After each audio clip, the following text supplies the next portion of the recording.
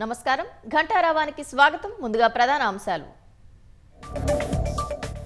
ప్రధాని అధ్యక్షతన భద్రతా వ్యవహారాల కేబినెట్ భేటీ సమావేశంలో కీలక నిర్ణయాలు తీసుకునే అవకాశం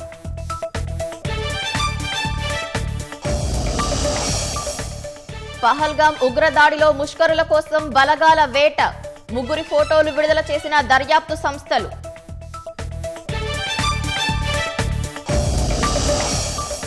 మృతదేహాలకు కేంద్ర హోంమంత్రి అమిత్ షా నివాళి దాడికి పాల్పడిన ముష్కరుల్ని వదలబోమన్న రాజ్నాథ్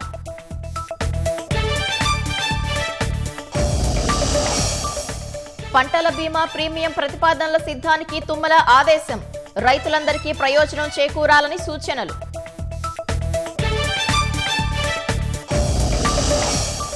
ప్రజలను రెచ్చగొట్టడం తమ విధానం కాదన్న కేటీఆర్ రజతోత్సవ వేడుకల కోసమే సభ నిర్వహణని స్పష్టీకరణ